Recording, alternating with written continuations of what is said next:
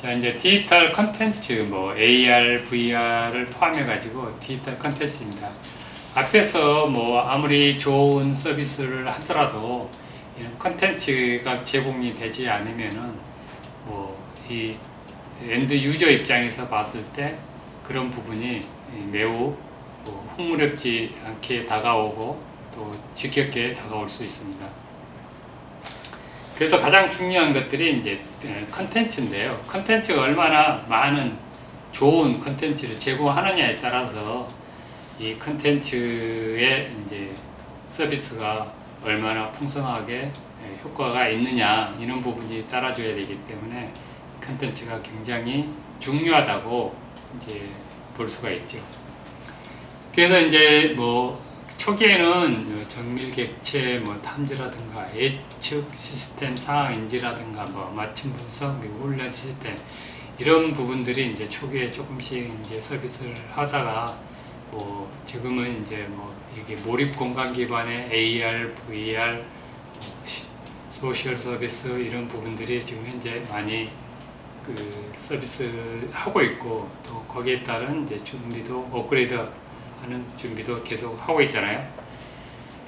또 원격 실감 교육, 훈련, 서비스 이런 부분들이 이제 굉장히 두드러지게 나타나고 있는 부분들이 이번 우리가 이제 2년 동안 느끼면서 또 불편함 이런 것들이 이제 코로나로 인해서 이렇게 비대면 강의라든가 지금도 비대면 강의를 하고 있지만은 이런 비대면 강의에 있어서 뭐 원격으로 실감 나는 교육이라든가 이제 훈련 서비스가 이제 돼야 되잖아요. 아마 이제 우리가 2년 동안 코로나로 인해서 이런 비대면 이런 교육이 좀 익숙해져 가고 있는 것은 사실입니다. 그래서 이제 여기에 따른 이제 그 서비스 플랫폼이라든가 이런 부분들이 아직까지도 조금 미흡하고 이런 부분이 많습니다. 그래서 앞으로는 이제 대면도 같이 하고 비대면도 같이 하고 코로나 상황이 끝나더라도 이런 비대면 원격 실감 교육이라든가 훈련을 하는데 매우 비중이 크게 차지할 거라고 이제 보여주고 있습니다. 한편으로는 이제 코로나로 인해서 이렇게 우리가 이런 기술, 특히 이제 디지털 콘텐츠 분야 발전을 매우 앞당기게 됐다라고 우리가 이제 생각을 하고 있죠. 그래서 이제 이런 특히 이제 원격 실감 교육이라든가 훈련 서비스에 대한 것이 여러분들이 좀 눈여겨볼 필요가 있습니다. 거의 요즘에 나오는 컨텐츠 과제는 이쪽 과제가 굉장히 많습니다. 그리고 금액도 매우 크고 근데 가져가는 기업들이 뭐 몇 군데 안 되기 때문에 가져가는 기업들이 매년 가져갈 수는 없잖아요. 그래서 가져가는 기업들이 계속 이제 연속으로 가져갈 수 없으니까 새롭게 이런 쪽에 디지털 컨텐츠 쪽에 여러분들이 개발하고 있는 회사라고 하면은 이게 이제 이 분야도 손쉽게 받아갈 수 있는 또 금액도 크고 그런 부분이 되지 않을까 싶습니다. 제품으로 보면은 이제 이렇게 휴먼 가이드 아바타 시스템이라든가 그러니까 이런 제품군이 있어야 이런 실감나는 교육이라든가 훈련 서비스가 이루어지기 때문에 매우 중요한 것도 이제 이런 제품군이 굉장히 중요한 거죠. 그 다음에 이제 뭐 이게 협약형 VR, AR 컨텐츠 제작 도구라든가 이런 부분들도 여러분들이 이제 눈여겨보고 이런 부분들 더 업그레이드 될 수 있는 그런 교육이 필요하기 때문에 이런 제품군도 여러분들이 직접 관심을 가지고 여러분들이 이렇게 도전해보는 것도 굉장히 좋을 것 같습니다. 특히 이제 디지털 콘텐츠의 AR이나 VR이 예산이 큽니다. 예산이 큰 거에 비해서 기업들이 많지 않기 때문에 대부분 가져가는 기업들이 매년 가져가는 것 같아요.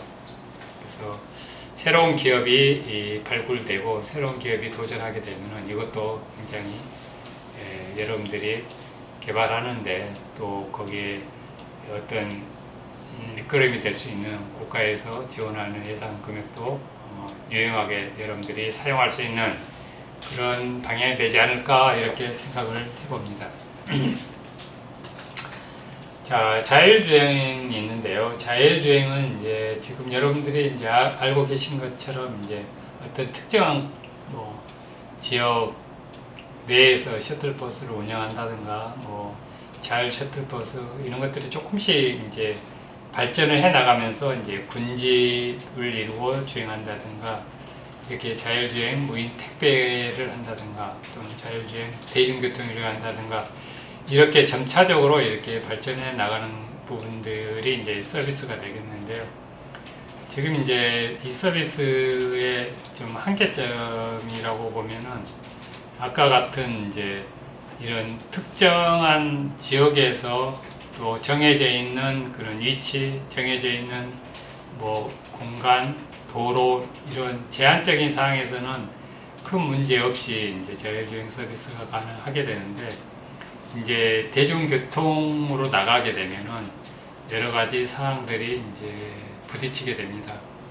이제 고속도로 같은 경우에는 일률적으로 차선을 지켜서 가면은 큰 무리가 없겠지만은 그래도 이게 이제 가장 문제가 되는 게 통신 사업자의 어떤 사고가 일어났을 때 문제가 생겼을 때 누가 책임을 질 것이냐, 통신 사업자의 문제냐 아니면 차량을 제조하는 쪽의 문제냐, 서비스를 하고 있는 쪽이 문제냐 이런 부분들이 굉장히 첨예하게 대립되기 때문에 아까 제가 말씀드린 것처럼 레벨 3, 4까지는 조금 접근이 가능하겠지만은 레벨 4 이상에서는 서비스가 이 4G, 뭐 5G에서는 약간의 한계점에 도달하게 됩니다.